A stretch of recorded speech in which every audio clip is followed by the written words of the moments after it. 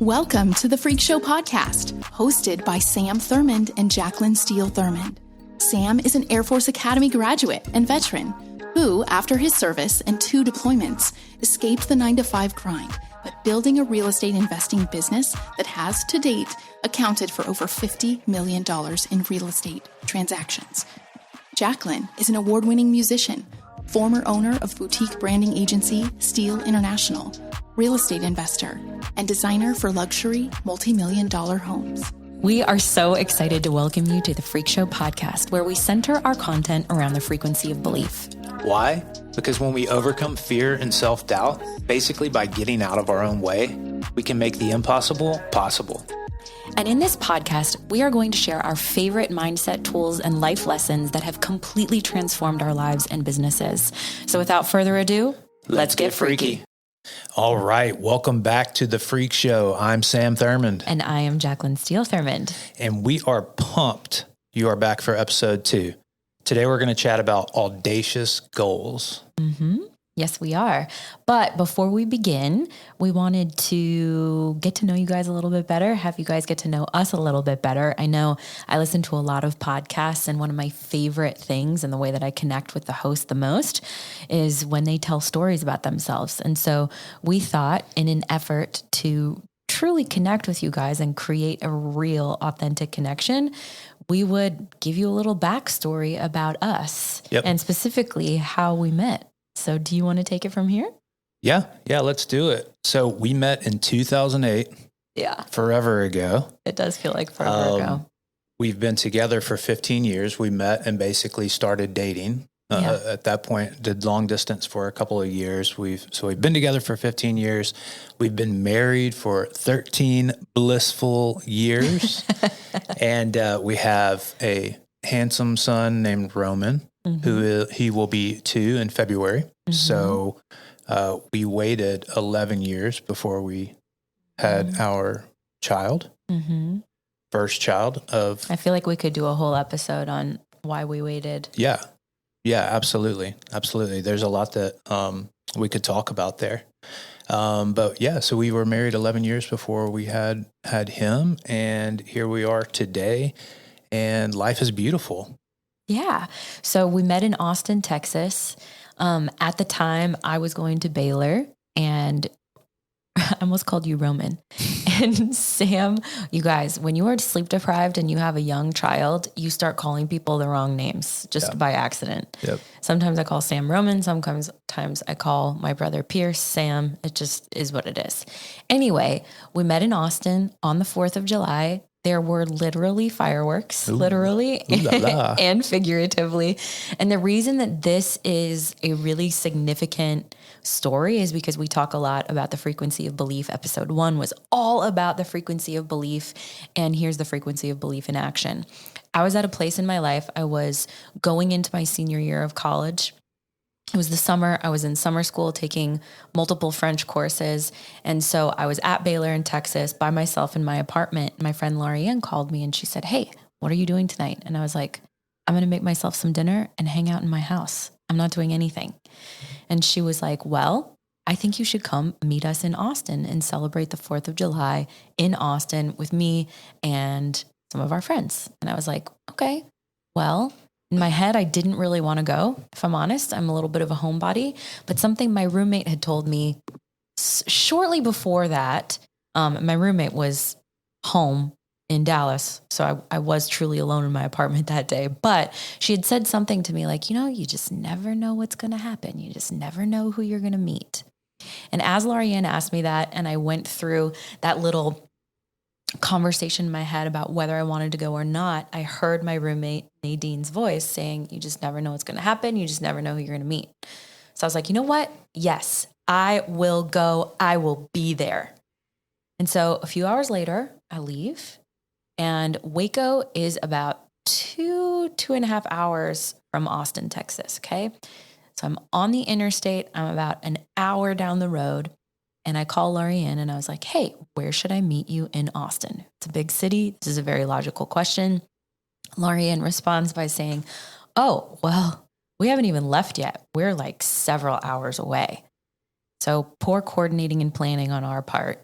But when I heard this, I was like, well, I don't really want to go to Austin and just sit around. So I'm going to turn around. I'm going to go home. I'm going to draw a bath. I'm going to read a book, have a very Jacqueline-esque night. Spoken like a true party animal. Spoken like a true party animal, like the true party animal that I am. So I turned around and I went back to my apartment and I made myself dinner and I started watching TV, and Lorianne called me and she said, you know what? I really think you need to come tonight. And when she called me and she said that, I was like convicted. And I was like, you know what? Maybe I should. So I turned around after getting home and probably in my pajamas, if I'm honest. I got back in my car, drove to Austin. As the fireworks were ending, they were literally above my car, and met up with Lorianne. And here's the second funny part of the story. Lorianne has a wonderful sister named Natalie. She is a gorgeous human inside and out. But at the time, Natalie was 18 years old, and I didn't realize Natalie was going to be with us. So we couldn't get in anywhere. And so as we're walking around on 6th Street, like the main drag of Austin, trying to get into different places, we couldn't get in anywhere. And so I was like, why on earth did I come tonight? But finally, stroke of luck, a little bright light through the clouds. We got into a place called Maggie Mae's. To this day, I don't remember if it was an 18 and up bar or if we just sweet talked our way in with Natalie, but we got in. Sam, take it from here. Yeah. So, lo and behold, you weren't the only ones partying at Maggie Mae's on 6th Street that night. So my friend and I were there as well. One of my buddies that I went to school with, who had transferred to Baylor, I met up with him because I was in San Antonio for so many tech stars school aligning. for So training many stars aligning. in the Air Force, because I had recently graduated from college at the Air Force Academy. So I was doing some training in San Antonio, decided to meet up with my buddy in Austin, and we wind up being at the same bar. So I like to brag and be able to say that, we met the old fashioned way. We met at a bar. I don't know if people do that anymore. If everybody meets this was on pre-dating the app or apps, guys. Yeah. So, my buddy is a little more outgoing than me, and by a little, I mean a lot. So he was over, spitting game to Jacqueline and her friends. And I was kind of lurking in the background, just trying to look cool. And apparently it worked. So the rest is history. From there, we stayed in touch, and I was living in Biloxi, Mississippi. I was stationed down there, and you were still in Waco for another 1 year? Another year. Another year. Yeah. So we did the long distance thing there. And after you graduated, in an effort to be closer, you took a position with Teach for America in New Orleans. Mm-hmm. And I think there's a couple more things to note in our meeting story. After the night we met, there was obviously a connection. We exchanged numbers. But as I was walking in my car, I was like, oh, what a shame. I'm never going to see this guy again. But I feel like we really hit it off. It would be cool if we were able to see each other again. But I didn't really think it was going to happen. Yeah. And then we went to Chipotle the next day. No, it wasn't the next day. You're getting your timelines mixed up. That was like a few weeks later. But here's the other cool part of the story. You did reach out to me. I had already gone back to Waco. You asked me if I wanted to get lunch with you. And I was like, I would love to, but I'm back in Waco, so that's just not going to happen. And then you asked, when can I see you again? And I was like, well, when are you coming to Waco, Texas? And about a week later, you came to Waco and you called me. You said, I'm here. And you said, I'm at my friend's apartment. And I was like, that's awesome. Where is your friend's apartment? And it just so happened we both lived in the same apartment complex. Mm-hmm. And I was like, I'm going to walk out on my balcony and you walk out and I'll see if I can see you. And he was literally like the Romeo to my Juliet. He walked out of his friend's first floor apartment. I walked out onto my balcony and we were looking at each other. Yeah, I get that a lot. Yeah. Or used to get that a lot. Yeah. Yeah. So here we are. A couple coinky dinks, and 15 years later, here we are. Here we are, a couple deployments later, a lot of moves. We've lived in like 11 different states between the two of us. We're like a living, breathing Johnny Cash song. We've been everywhere, man. And a couple more like fun facts about our relationship. Our first Christmas together, we gave each other the exact same Christmas present. It was framed photos of us like as a couple in our first few months of dating. And we framed the exact same photos in black frames and handed them to each other without knowing, which was pretty precious. Yeah. And so our last move, speaking about moves, our last move was a big one. We were living in Georgia, which is where I'm from originally. We had been there for about 6 years. Yeah, 6 years, 2014 which had to been, 2020. Up until that point, the longest we had ever stayed in one place. Yeah, by like 4 years. But when COVID hit in 2020, a few months later, we were sitting on the couch and having a conversation. And just right then and there, we decided to sell our house, sell our car, sell pretty much all of our belongings, and buy a Ford F-350 dually truck and That's right. And a fifth wheel travel trailer. And we hit the road. It was intended to be our long journey home to find our the new place that we were going to live and potentially settle down. And we were on the road for about 10 months in the middle of COVID, just jaunting around. And we ended up in Cottonwood, Arizona, outside of Sedona. Yep. Where my mom lives in Sedona. Yep. And just absolutely Fell loved it there. head over heels in love with Arizona. Yep. Truly head over heels in love with Arizona. And we wanted to be a little bit, so we knew we wanted to be in Arizona, and but we also knew we wanted to be a little bit closer to the action, closer to the airport, so we could get around a little easier. We love to travel. We ended up settling in Scottsdale, and we've been in Scottsdale now for a couple years. We're remodeling our home that we purchased earlier this year in March. Yep, and we move in next month. Looking like we're going to be here for the foreseeable future, and we love it here. We love it. We've made incredible friends, and we've moved quickly. Like it was May of 2020, the very end of May, when we decided to sell all of our belongings and hit the road. And by July, we had sold our house. In August, we closed on our house. In September, we were gone. Yep. So it was a matter of about 3 months. Yep. Yeah. We moved really, really quick. Yep. A couple more like fun facts about us. We already alluded to the fact that I am a real party animal. And by real party animal, I mean, I love to be at home and just soak up serenity and peace. So one of my favorite activities is to have dinner parties. I like to cook for people. I like to break bread with people. I like to play board games. There's the feeling of joy that I have when everybody is sitting at my dinner table and having a beautiful meal that I made from scratch or that they helped and made from scratch, and we're toasting and drinking a glass of wine and laughing together. That is one of my deepest happy places. Yeah, we got to do more of that here. We now that we have our now house, that we have our done. House. But you're also an amazing cook. So Thank you. That makes those especially fun for everybody involved. Thank you. So I am real estate obsessed. Yes. In 2016 is basically when we started this real estate journey. And shortly after, I transitioned into real estate investing full time. And since then have done over roughly 200 real estate transactions. Yeah, so and growing.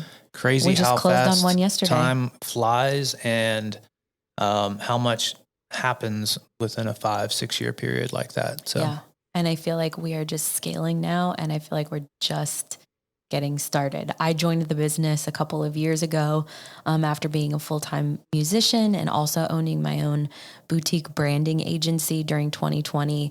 It was such a great time to reflect, and I decided I wanted to renovate my life a little bit. I've always loved design. I've always designed our homes, and they have sold quickly. And so I thought, you know what? I want to and want to learn more about the business, I've been sitting on the sidelines listening to you and loving what you're doing. So if you'll have me, I want to partner up and build something. And so we started Beckon, I would say about 2 years ago, our business Beckon. And we've been growing it since, and we have so many huge plans for the future. Yeah, it's exciting. Yeah. Very exciting. Very, very exciting. So last fun fact, if you have been following me for any period of time, then you know that I started a podcast in 2020 as well called Self-Discovery with Jacqueline Steele at the time. But now as we've grown and transitioned, it became Self-Worth with Jacqueline Steele, and it ran for 4 seasons. I may pick it back up, but I poured my heart and soul into that podcast. And if you are looking for really in-depth, deep personal development work, then check out that podcast, Self-Worth with Jacqueline Steele.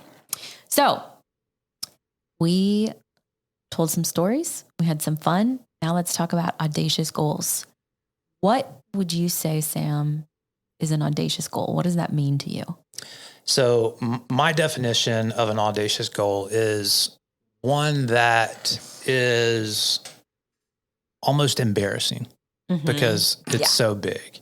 And it's a goal that you feel like other people are going to make fun of you behind your back, when in reality, they probably weren't even listening in the first place, and they're not thinking anything about you, but it's more of a reflection of sort of your internal battle with what you think you're capable of or worthy of. It's that kind of goal that's going to push you beyond your current limits. Yeah. That's an audacious goal for me. Yeah. There should be like a twinge of excitement and fear when you say it. And the perfect example for me, Sam, is when we had just had Roman and we were checking on some properties in South Carolina, and we were meeting up for dinner with several of our colleagues, another investor, contractor, etc. And at the table, we were talking about goals, and you very boldly pronounced, you were like, I'm going to make 100K a day. Mm. And everybody at the table just kind of looked at you, and the energy instantly shifted, in my opinion, to curiosity, a little bit of disbelief, but also some respect. Like, well, dang, he's just saying that out loud. Yeah, I think people thought I was joking at first. And I had probably had a couple beers at that point, so I was maybe a little boisterous with it, but I was serious. I was definitely totally serious. It was on the board. And yeah, the initial response, I think people were taken back a little bit, but after it settled in, it was kind of like, wait, you're serious? Like, okay. So now the curiosity of, how do you do that? How do you go about doing that? So yeah, that was definitely a voicing an audacious goal. Yeah. So for me, audacious goals are very much what Sam alluded to, something that excites you, something that feels like, ooh, that is uncomfortable. How on earth is that going to happen? And I would say I just kind of came out of the chute ready to make audacious goals. Yeah. And it's just part of my DNA. I feel like it's who I am. When I was little, my biggest dream was to become a famous musician. And I can talk about this in another podcast. I worked very hard toward doing that. And it didn't go the way that I had planned, though it went exactly how it should have gone, because it got me to where I am right now. And I'm just so happy. But audacious goals should be something that really, really push you. And in that same vein, going back to the name of our business, Beckon, the word beckon means invitation. It means attract, entice, pull, draw. And our whole ethos behind our business, which is such an audacious goal, is to invite people to a higher frequency way of living. Like, the reason we started our business was to help people change the way that they live. That is a pretty freaking audacious goal.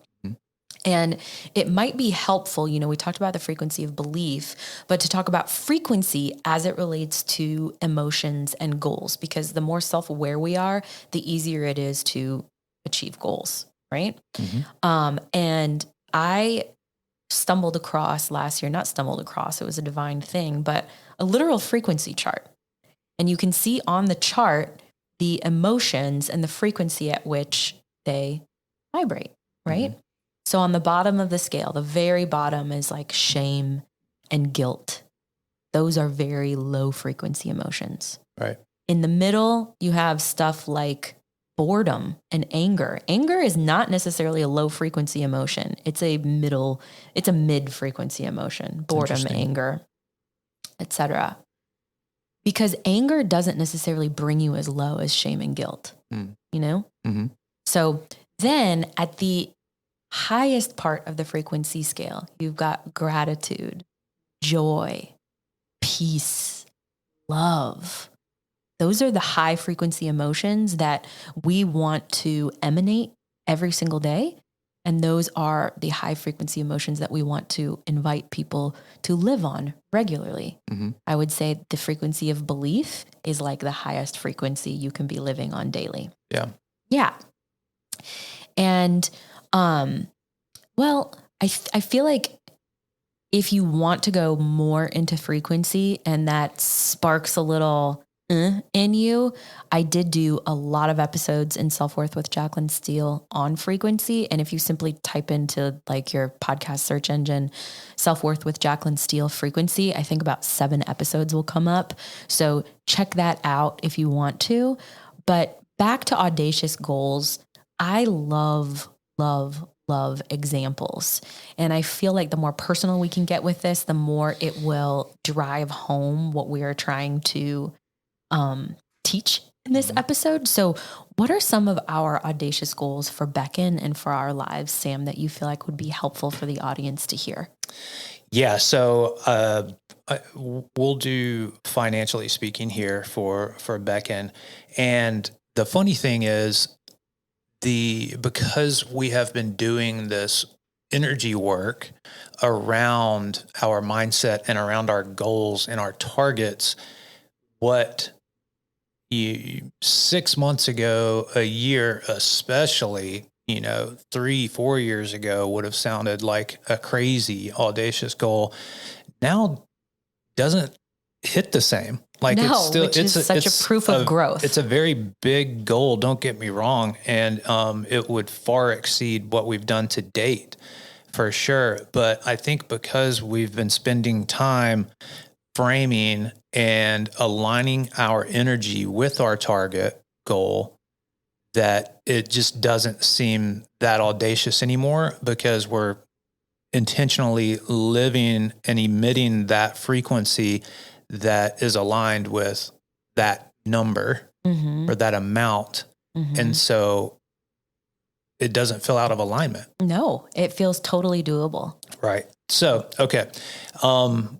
Our goal, our combined goal is 8.6 million in a year. And like I said, that will far exceed our best year to date by a long shot. But we came together on that because I had a goal of 5 million. You had a goal of 3.6. And this was all kind of a process of us coming together as far as our goals go, and as well as our business and being focused on being business partners together versus having multiple different things going on outside. And just as a side note, I was thinking about this morning. It's so important if you are in a relationship or partnership to have goals with your partner, because you want to make sure you're growing together and working toward the same things. Yeah. I feel like that's a game changer. Not only in the excitement of a relationship, but in your growth trajectory, because you can either grow together or you can grow apart. Right. And having these goals, it's like, it's really fun to have these goals and to have talking points to constantly talk about with each other. But it also is something that we cherish. I think we both really, really, value these conversations and these goals that we create together, because it gives us some authorship over our life. Right. Yeah. So how about you? That's kind of our overall financial goal, we'll call it. But what are some other audacious goals? So audacious. I mean, 8.6 is a big deal. I came up with 3.6 because I said I wanted to make 10K a day. And some of the other ones that I write down regularly, I journal pretty much every morning, and I write down what are called 10 dreams that I made happen. And basically they haven't happened yet, but I write them as if they had, because there's a totally different energy that goes into it when you write them as if they've already happened. Right. So a few that I have, some of these are just beautiful affirmations and some of them are audacious, but a few of them that I have are: I am in perfect and radiant health. I am a joyful and present wife and mother. We have 10 successful businesses. We make $8.6 million. I'm a world traveler. We have joyful relationships. We have a dream home in Greece. We have a dream ranch property. And I have 11 of these that I write every day. And I try and tune my frequency around believing that these things are right there for me. Mm-hmm. They're right there. It's just a little matter of time. Yeah. Yeah. I think that's what, and we'll get into this a little bit because I think we're going to talk about overcoming fear and doubt with those audacious goals. But when you start intentionally aligning your energy, and I know we keep coming back to this, but that's the core of the podcast. But when you start aligning that energy and you start feeling the way that you're projecting out into the future as far as your goals go, mm-hmm. you start living it now. Mm-hmm. And maybe it hasn't manifested. Maybe things haven't manifested in present physical reality, but your emotional state is already there. So mm-hmm. then it's just a matter of those, that physical reality manifesting. Yeah. So those are some audacious goals, and we all know audacious goals are great. They're awesome. They are what help us to grow and expand. But along with audacious goals, unfortunately, but it's just a fact of life, comes some fear and doubt along the way, especially if it's a big, hairy, audacious goal that will take some time to accomplish. So how do you suggest we address fear and doubt? How do you think we overcome fear and doubt?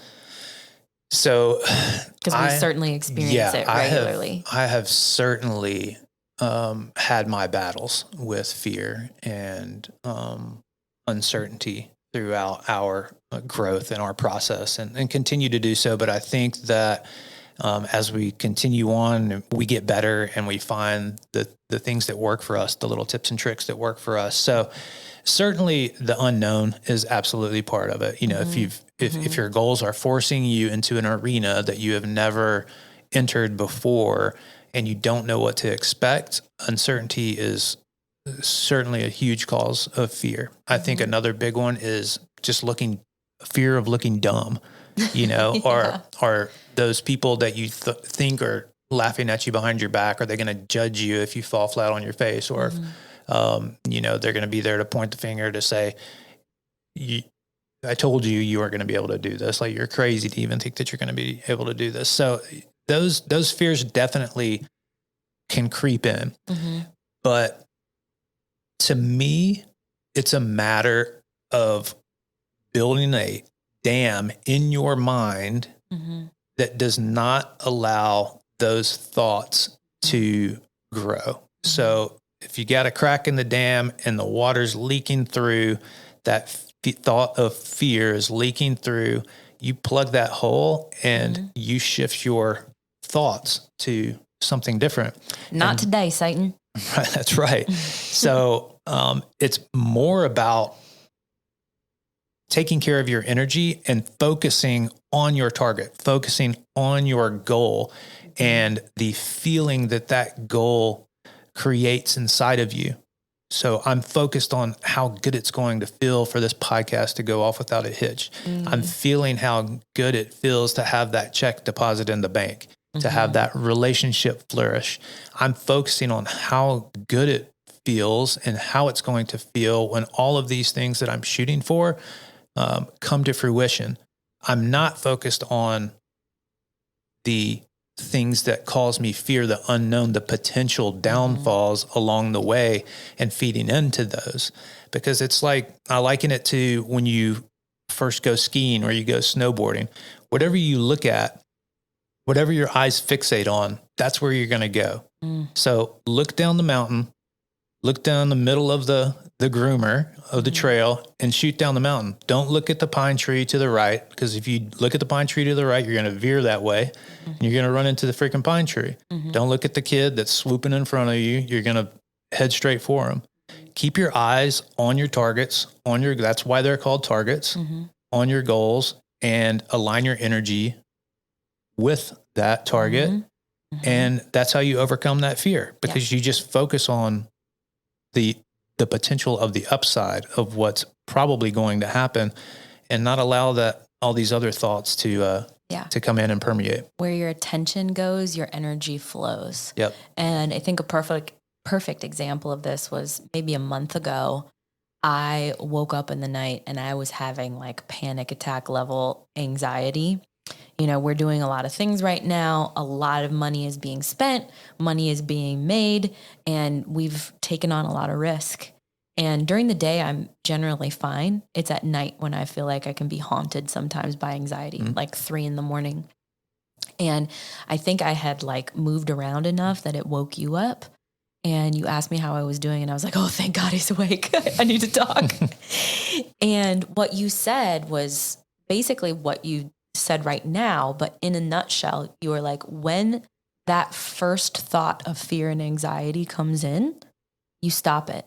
And if you can stop the first one, then it often will stop the ones that are about to follow. Yeah. So if you are aware enough to say, hey, this thought is creeping in and it is causing anxiety or fear, and you stop it by saying, not to die, Satan, or hey, we're not going there. That's another one that I really like. I'm like, we're not going there right now.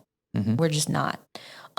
Or if you want to take a really soft, loving approach, you can also say something like, I'm going to choose a more loving thought right now. And instead of it being fearful, I'm going to choose a loving one, or I'm going to focus on something that is so positive in my life. So instead of worrying about a lump sum of money that has to be spent, or whatever it is you're worrying about, like for me, to get specific, I'll think about my son's face.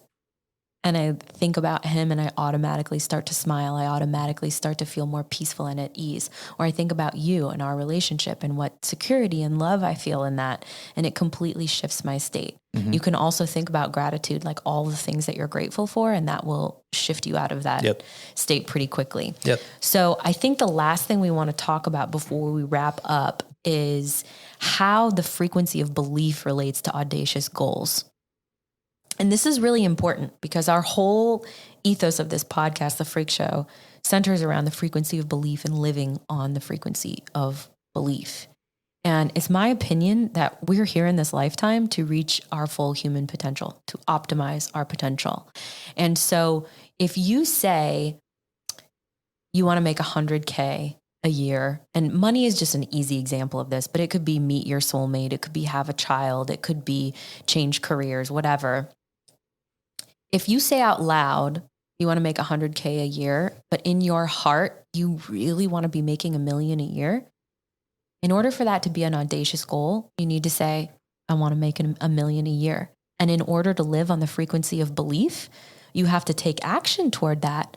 But it's also this beautiful dance with faith, where you're going to meet obstacles, you're going to experience tests along the way. And in order to live on the frequency of belief, you continually go, hey, I'm being tested right now. And we're going to talk about this in episode 3, but recognize it for what it is. I'm being tested right now, or I'm being tempted to settle right now. But really, my goal is $1 million. It's not 100K. So the frequency of belief and audacious goals have a lot to do with us being self-aware and not settling for something less than what we really, really want. And this is going to sound insane, but you don't have to know how to achieve your goal every step of the way. You just have to believe that it's possible. Like really, really believe that it's possible, and then take action toward that as often as possible, ideally every day. But with audacious goals, we don't have to have them all mapped out. And that's where I've gone rogue in the past, is I've tried to figure everything out before it happens. But when we create an audacious goal and we live on the frequency of belief, literal magic happens. The universe, God, however you want to define it, comes to our aid and helps us to create what we are setting out to create. And if we try and manipulate the steps in advance, it messes with the trajectory that the universe can take us on. And that's always a much better trajectory. Yeah. So I wanted to just add something really quickly. And I think this is all, seeds get planted and you start to read different books and take in different information. But if you think about it, in the Bible, in the New Testament, Jesus heals and does miracles, and everything that he does, he references belief, right? So it's not people's acts. It's not following rules. It's ultimately their belief that saves them, that cures them, that brings them out of whatever situation that they're in. So if anything is going to highlight how important belief is in creating the reality, that's a huge one for me, to go back and see all of those examples, because that was honestly the core theme when I read the Bible start to finish in the New Testament and the Gospels. That was like the core thing that I pulled out, was that the importance of belief. So I just wanted to mention that. Sorry, didn't mean to derail, I feel like that is the nugget for the episode. That should be the little social media video, because it's so important. And I feel like, let's see. I think we should talk about 50th Street real quick and then ask the audience our questions, because we are running out of time here. But let's do it. One more story that we think is really important is one that we call 50th Street. A little background here. I have been working since January to secure us a deal in Arizona, a real estate deal. I was in contact with wholesalers for about 8 months. And during this period, Sam just kept telling me, hey, just got to make the contacts. You just got to keep doing it, and something will pan out. Well, at the end of July, while Sam was on a trip with absolutely zero cell phone service, a deal came in. And I had to make a decision on my own without him, my business partner, on the biggest real estate deal we would have done to this point by like $700,000, like a significant amount of money. And I kept coming back to the frequency of belief. Like, I've done the work. I've gotten it this far. Sam trusts me. I'm going to ask some trusted people what they think about this deal and run the numbers and do all the legwork.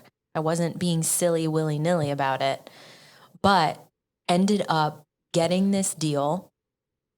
And when you got home from the rafting trip, you got excited because you were like, oh my gosh, this is the biggest deal that we've had come in. This is awesome. And it was a huge boost for my own self-confidence, because I had never done a transaction like this. And it was so cool because we closed on the house about a week later. And literally the next day, we're walking the house. I have all of my design samples ready to start making decisions, making orders. And we get a call from the guy who sold it to us saying he had an all-cash offer and they wanted to close the next week. So the turnaround time for that, and that almost 6-figure paycheck happening in a week, was all because of the frequency of belief, believing that this deal was out there for me. I was going to be able to do it. I was going to be able to make the money on my own. And it happened. It happened. It took 8 months, but it happened. Yep. Okay. I think we wrap up with a few questions for our listeners, unless there's anything else you want to add. No, I don't think so. I think we've said it all, so we'll just be saying it again. So yeah, let's hit them with the questions and wrap it up. So I want to preface it with this. If you're listening to this podcast and you've gotten this far, you can do anything. You get to co-create your reality with God. That is part of the beauty of being human. And there are schmucks all over the world. We love them, but there are schmucks all over the world doing incredible things. So why couldn't you, in all of your awesomeness, do impossible things too? So my question for you is this, or my questions for you are these. What are your audacious goals? What lights you up when you think about it? And what would it feel like to live on the frequency of belief as you set out to achieve those audacious goals?